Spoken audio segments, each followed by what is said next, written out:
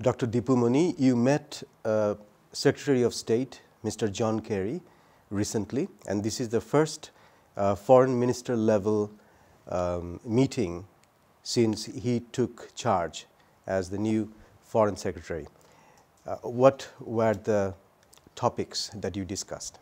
You're right that this is the first time that since his assumption to office we have met, and as the Secretary of State and the Foreign Minister met, we discussed everything. It was a comprehensive discussion on all the issues relating not just to our bilateral relations, but also our cooperation at the multilateral fora, and also issues of interest in our region, especially the Rohingya issue.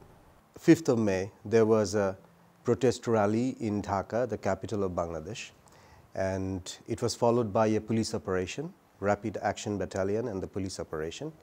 And the death figure, we have conflicting reports about that, and the government took a long time to publish their own death figure.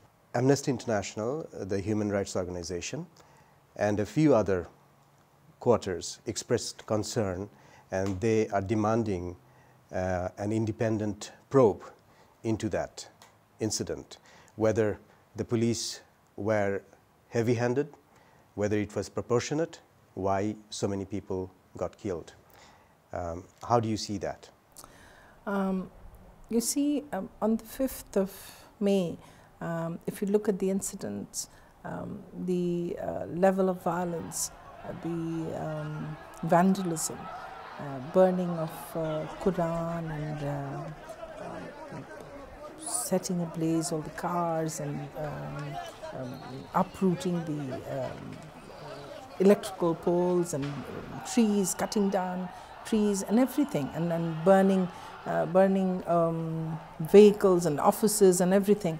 The level of violence that was there, I think the way police handled the whole situation, the way they cautioned everyone, warned everyone from before and repeatedly, and after that giving them enough time when they started their operation. I think the way they handled the whole thing has received acclaim from all sides. Yes, there are some quarters who are disputing the figures. Any death, in my view, is too many, but still I believe that with the minimum use of force possible, they could disperse the Hifazat people, and they brought a close to that incident. And when do you need an investigation or an independent investigation into an incident? When things are not clear, when things happen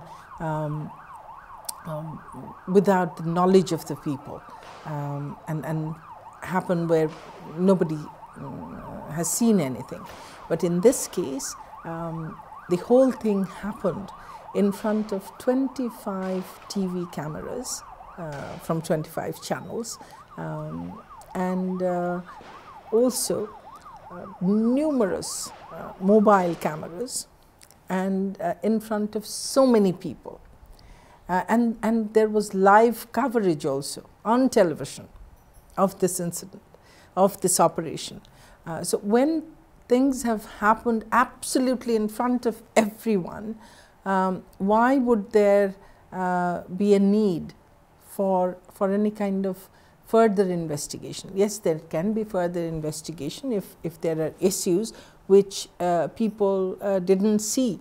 I mean, if there are, when we are looking at motives and maybe some connections somewhere, and how, why they did this, and how where they got all their equipments, ammunitions and whatnot, the people who created this mayhem, yes, there can be an investigation into that. But into the police operation, I don't think there is anything to be investigated about. I mean, it happened in front of everyone. The level of confrontation, the destruction that we witnessed on that night, don't you think that the government could be more efficient and forward-looking in order to control the situation beforehand so that it didn't happen?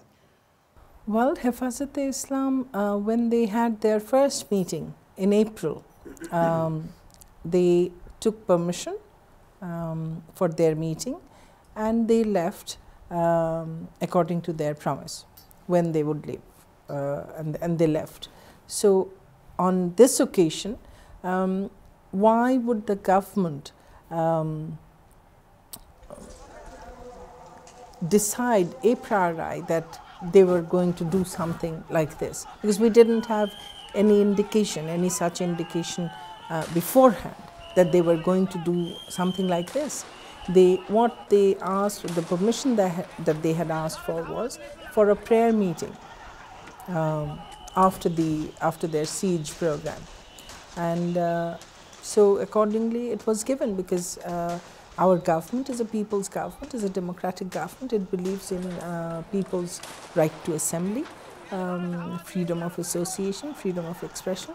So we believed in them, and we didn't have any other reason not to believe them. So we gave them permission. The government, relevant authorities gave them permission, and they came. And after that, when they started this,